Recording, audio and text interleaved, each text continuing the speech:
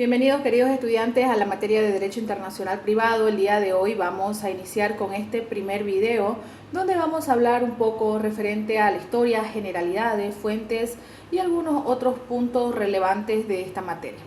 Bien, vamos a partir un poco hablando del tema de la historia, tomando en cuenta de que el Derecho Internacional Privado es una disciplina que tiene muy poca historia, o para ser más precisos, una historia que es bastante breve. Se puede encontrar un remoto antecedente en el Jus Patiens de los romanos del nacimiento del derecho internacional privado en sí, que tiene cierta, aunque mínima, similitud con lo que hoy conocemos como el derecho internacional privado. Uno de los antecedentes muy importante y muy conocido, obviamente, dentro de esta área, es denominado la glosa de Curcio. Esto data del año 1200 aproximadamente, donde fue la primera vez donde un juez de Módena aplica el derecho boloñés. Es decir, que es el primer caso que se da donde un juez aplica un derecho extranjero, es decir, un derecho que no es el propio, un derecho que no es el interno. Entonces esto se dio aproximadamente en el año 1200 y es conocido este caso, como ya les mencioné anteriormente, como la glosa de Curcio.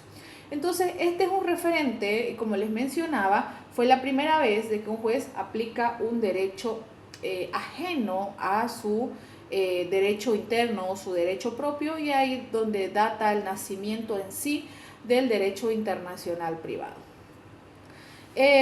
También vamos a hablar en sí del concepto. Partamos de qué es el concepto.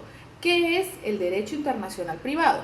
Es un conjunto de normas que indican cuál derecho debe aplicarse para resolver un caso de derecho privado con un elemento extranjero. Entonces, diremos de que en sí el derecho internacional privado, los puntos relevantes del concepto es que es un conjunto de normas que va a determinar qué ley, qué derecho debe aplicarse a un caso privado, es decir, donde es la relación entre privados, tomando en cuenta y haciendo la diferenciación para que se note aquello que el derecho internacional, remitamos no al derecho internacional público, que sabemos que es la relación entre estados o sujetos del derecho internacional público, que ya conocemos quiénes son.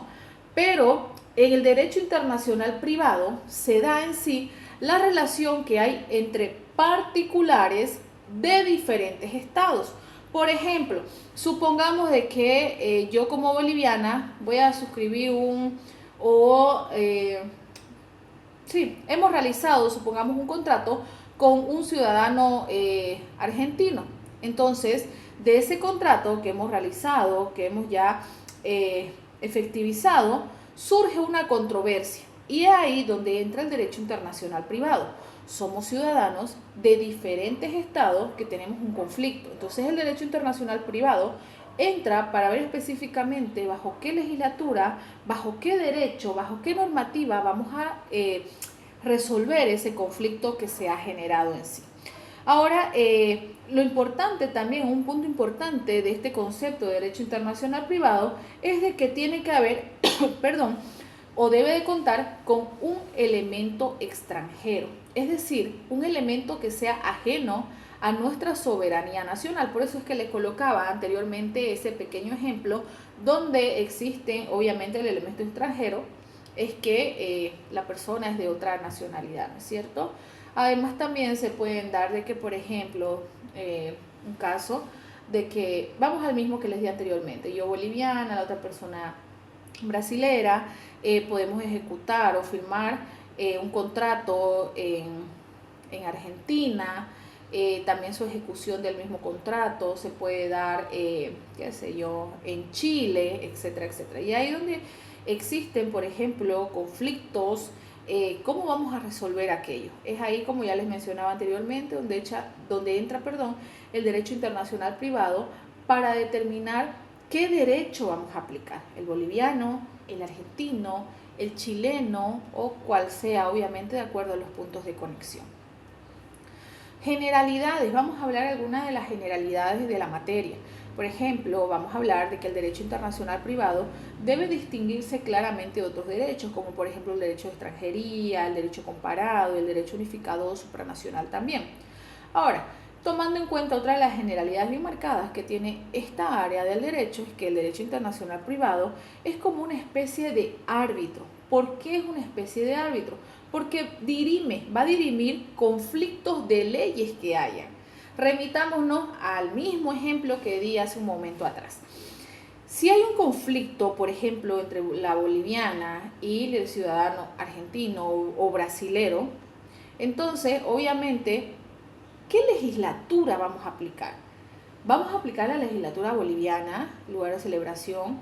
Vamos a aplicar la lugar de celebración que sería en el anterior caso, por ejemplo, Chile, Brasil, donde hayamos firmado el contrato. ¿Qué ley? El lugar de nacionalidad, el lugar de celebración del contrato, el lugar de ejecución, o lugar donde están situados los bienes, es decir, ¿qué legislatura es la que vamos a aplicar?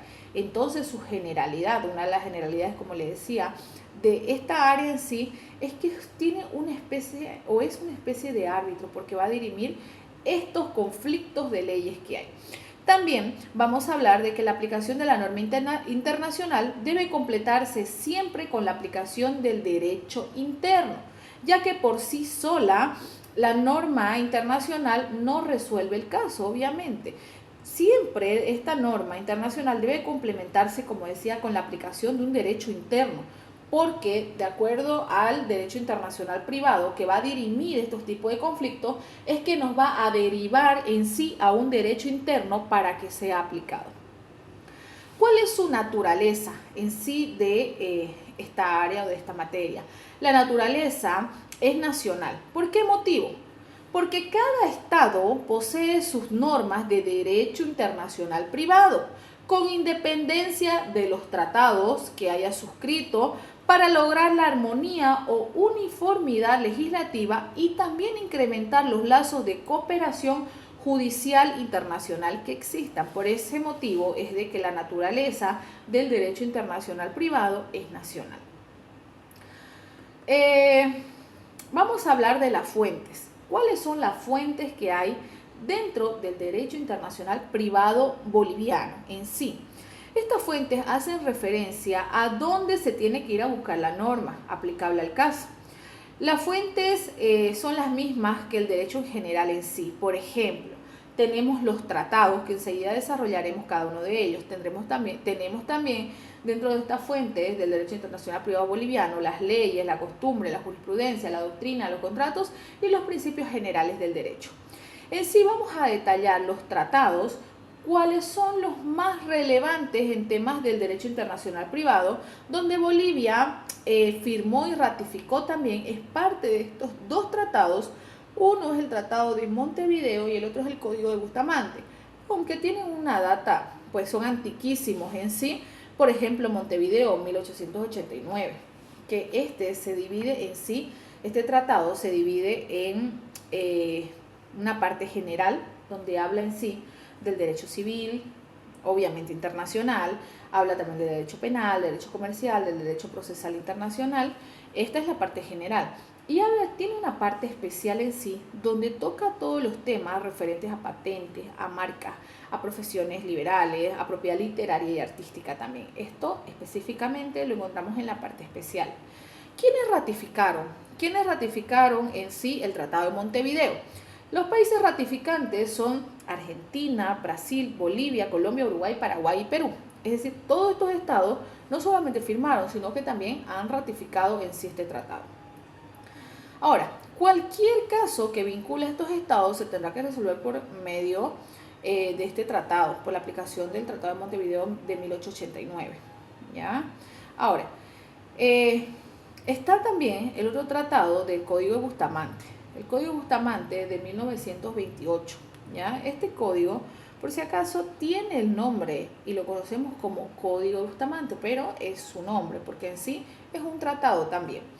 Entonces, les decía que el Código de Bustamante fue ratificado por Bolivia también en 1932.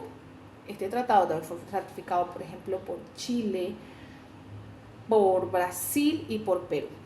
Tiene orientación distinta al Tratado de Montevideo. ¿Por qué? Les voy a dar un pequeño ejemplo. Montevideo en sí utilizó como punto de conexión para determinar la capacidad, utilizó el domicilio.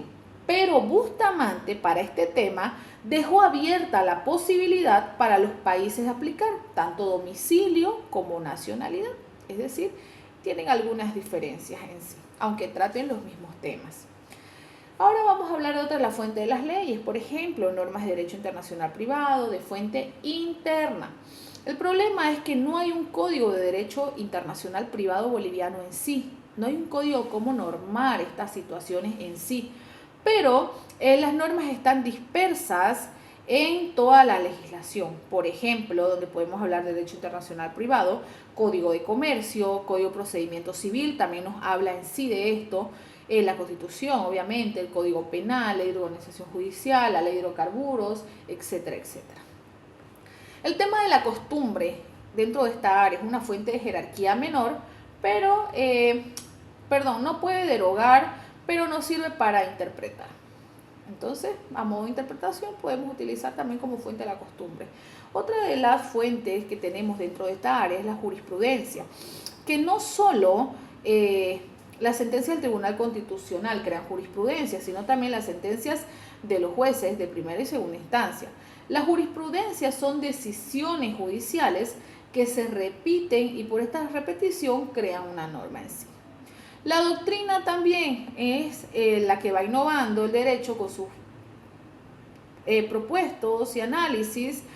Además también da fundamentación a las leyes. Ante las lagunas, los jueces acuden a la doctrina para obviamente tener mayor amplitud en el ámbito para aplicar la norma en sí, poder resolver distintos casos. Los contratos, esta fuente se aplica o se encuentra supeditada a las leyes, obviamente. Ahora, hay otros principios generales del derecho, o en sí principios generales del derecho, que dan algunas soluciones en sí para el derecho internacional privado, que aparecen en distintos países. Por ejemplo, está el locus regin actum, que es el lugar del acto, el locus rei citatis, es decir, donde están situados los bienes, el favor matrimonio, es decir, donde se celebró o se ejecutó el matrimonio, que son principios que se repiten y que no están precisamente escritos en alguna normativa internacional o algo, sino que son principios generales del derecho que se conocen a nivel internacional y que también se aplican en algún momento. Bien, jóvenes, esperamos de que les haya sido provechoso este video de todas las generalidades y aspectos principales en sí del derecho internacional privado.